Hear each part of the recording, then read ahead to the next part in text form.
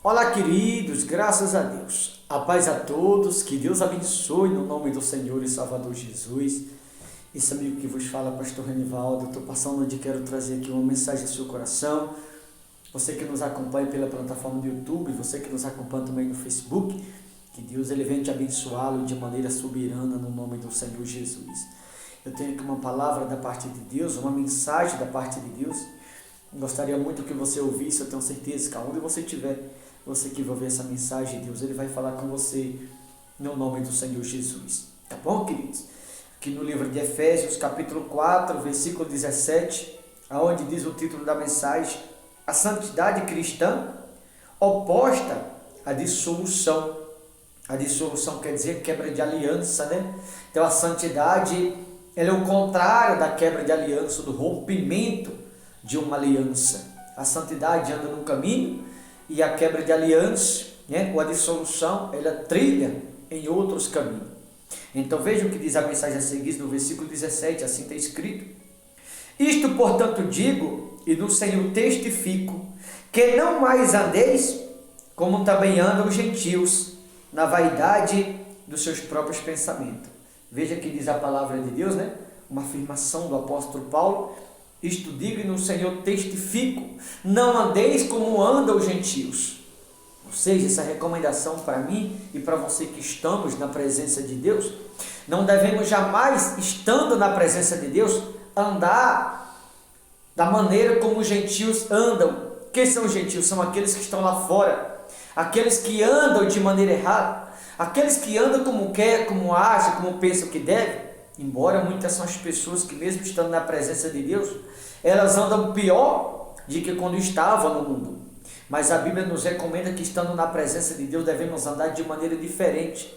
Porque se na presença de Deus andamos da mesma forma de quando estava no mundo, ou até pior, a Bíblia considera esse alguém como, na verdade, como vaidoso. A Bíblia chama de vaidade. E a vaidade é condenada pela própria palavra de Deus. Certa ocasião, disse Salomão no livro de Eclesiastes, que de vaidade em vaidade, tudo é vaidade. Também no livro do Êxodo, houve um povo que Deus usou Moisés para tirá-la do Egito, e aquele povo, em um determinado momento da travessia do deserto, a vaidade estava dominando aquele povo. E Deus foi falar com eles, mas Deus ordenou a Moisés que mandasse aquele povo tirar de si os seus atavios, para que Deus pudesse falar com eles, ou transmitir a eles o que Deus já tinha para falar. Porque debaixo da vaidade, aquele povo não iria ouvir a voz de Deus. E pela razão de muitas pessoas serem vaidosas, nos tempos atuais que vivemos, muitos têm dificuldade em ouvir quando Deus fala, a vaidade dos pensamentos, como está escrito na palavra de Deus. Romanos capítulo 12, versículo 2, a Bíblia diz assim: não vos conformei com este século, mas devemos ter a mente renovada e transformada em Cristo Jesus. Ou seja, não pensar como o mundo pensa. Muitas vezes alguém tem um vício, e há pessoas que tomam medicamento para se libertar de um vício. Há pessoas que elas fazem campanha para se libertar de algo, mas não é o medicamento que vai te libertar. Não é a campanha que vai te libertar. Não é o que A, este ou aquele, A ou B falam. Não, é a palavra de Deus. Desde que eu a ouça e a entenda de que somente a palavra de Deus, ela pode me proporcionar tudo o que eu preciso na minha vida. Mas para que eu possa viver a palavra de Deus, alcançá-lo, aquilo que a palavra de Deus está me propondo, eu tenho que deixar a vaidade de lado. Eu devo abandoná-la, a vaidade, para que assim eu possa viver aquilo que Deus ele tem para a minha vida. Quando eu entendo isso, quando eu coloco isso no meu coração, eu passo a entender que não é o medicamento, não é a campanha, não é a palavra de A ou B, desse ou aquele, mas é a palavra de Deus que é poderosa para libertar, que é poderosa para curar, que é poderosa para transformar e também é poderosa para salvar a minha alma. Tá bom, queridos? Que você possa pegar essa palavra como exemplo para a sua vida e que você possa entender que na presença de Deus a gente não pode andar da maneira como a gente acha, na vaidade dos pensamentos, pensamento audaciosos, pensamento de rebeldia, pensamento de ignorância, de insensatez, o pensamento de escravo, os pensamentos, melhor dizendo, enganosos, como muitos andam, que isso não vai levar ninguém a lugar algum. Diz aqui no versículo 18, diz assim: obscurecido de entendimento, alheios à vida de Deus, por causa da ignorância em que vive, pela dureza do seu coração. Quando a Bíblia fala de obscurecidos de entendimento, a Bíblia está falando da pessoa rebelde, né? Obscurecido de entendimento, quer dizer, a pessoa ignorante, a pessoa insensata, a rebeldia, a desobediência, de muitas pessoas que ouvem a palavra, mas rapidamente ela deixa com que as aves de rapina roubem do coração, porque há muitas pessoas, elas têm uma certa dificuldade em guardá-lo, aquilo que da parte de Deus ela ouviu, e por essa razão muitas pessoas elas têm dificuldade de se libertar de um vício, muitas pessoas elas têm dificuldade de andar na obediência para com Deus, muitas pessoas elas têm dificuldade de ouvir a voz de Deus, pelo simples fato dela não guardá-la, aquilo que da parte de Deus a ouve. São pessoas obscurecidas de entendimento, alheias à vida de Deus.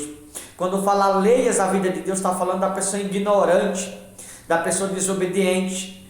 E se alguém é alheio à vida de Deus, a Bíblia está dizendo o seguinte, que esse alguém que é alheio à vida de Deus, isso sugere que esse alguém, por ser ignorante, por ser rebelde, obscurecido de entendimento, em andar na vaidade dos pensamentos, não há nada de Deus nesse alguém. Por quê? Por conta da vaidade dos pensamentos, por ela se alheia à vida de Deus. Quando alguém alheia a vida de Deus, quando alguém anda na vaidade dos pensamentos, andando na presença de Deus como bem acha que deve andar, sugere que esse alguém não tem absolutamente nada de Deus na vida dela. Olha o que mais ele disse no versículo de número 19, né? Diz assim: os quais, tendo se tornado insensível, se entregaram à dissolução para com avidez cometerem toda sorte de impureza. Avidez quer dizer a pessoa que tem desejo de agradar a si mesmo. Avidez é a pessoa que agrada as suas próprias vontades. Avidez é a pessoa que agrada a si próprio. É a pessoa que não vive para Deus, mas ela vive para si. E obviamente alguém quando vive para si, independente de quem seja esse alguém, quando alguém para si vive, vai agradar suas próprias vontades, vai agradar seus próprios anseios, vai agradar os seus próprios conceitos, se apartando dos mandamentos sagrados de Deus e vivendo para si próprio, deixando de viver na santidade, mas vivendo na dissolução do mundo. Ou seja, dissolução, como eu falei, quer dizer quebra de aliança, rompendo a aliança com Deus. Quando alguém vive para si, está rompendo a aliança com Deus. Quando alguém vive para si, está deixando os mandamentos de Deus. Quando alguém vive para si, está quebrando ou violando a aliança com Deus, deixando de lado a própria salvação para viver de acordo com os rudimentos do mundo. Tá bom, queridos? E isso é alguém que infelizmente vive para si, como acabamos de ouvir, na dissolução com avidez, cometeram toda sorte de impureza. Assim há muitas pessoas, elas estão na presença de Deus, mas elas estão vivendo como elas acham que podem, elas não querem obedecer. Assim há muitas pessoas, assim há pregadores, assim há membros de congregações, assim há diáconos, obreiros, enfim, assim há toda a diversidade de pessoas vivendo como bem acham. Mas na presença de Deus eu não posso andar na vaidade dos pensamentos, na dissolução dos pensamentos obscurecidos. Na presença de Deus eu não posso andar com avidez de coração. Tanto que o título fala santidade cristã, ou seja, na presença de Deus eu tenho que andar em comunhão, eu tenho que viver em espírito. Na presença de Deus eu tenho que viver com a palavra de Deus, ela me ordena. Olha o que disse mais no versículo de número 21, né? Assim está escrito: se é que de fato tendes ouvido e nele fosse instruído, segundo é a verdade de Jesus. Veja, se é que de fato tendes ouvido e nele fosse instruído, segundo é a verdade de Jesus. Qual é a verdade de Jesus? Viver na santidade, não viver na dissolução do mundo, não viver na avidez ou na ignorância, nos pensamentos obscurecidos, não viver segundo o que eu acho, o que eu penso, mas viver segundo a verdade de Deus. Porque se eu estou na presença de Deus e não estou andando segundo a verdade da Bíblia, significa que eu estou andando segundo o engano do mundo lá fora. Eu estou andando segundo os preceitos do mundo, que na verdade é uma grande mentira, porque o mundo anda na contramão da palavra. Então tome cuidado, você que vai ouvir essa mensagem, e se pergunte para você mesmo, de que maneira você está andando na presença de Deus? De qual forma você está andando na presença do Todo-Poderoso? Se a maneira como você está andando na presença de Deus, se Deus está se agradando ou não. Se você está andando de acordo com os preceitos da Bíblia, ou se você está andando na vaidade dos seus próprios pensamentos. Eu queria que você se perguntasse isso para si. Ele disse no versículo 22, né? No sentido de que quanto ao trato passado, vos despojeis do velho homem, que se corrompe segundo as concupiscências do engano, e vos renovei no espírito do vosso entendimento. Veja que a Bíblia, de maneira muito precisa, ela fala, no sentido de que, quanto ao trato passado, vos despojeis do velho homem.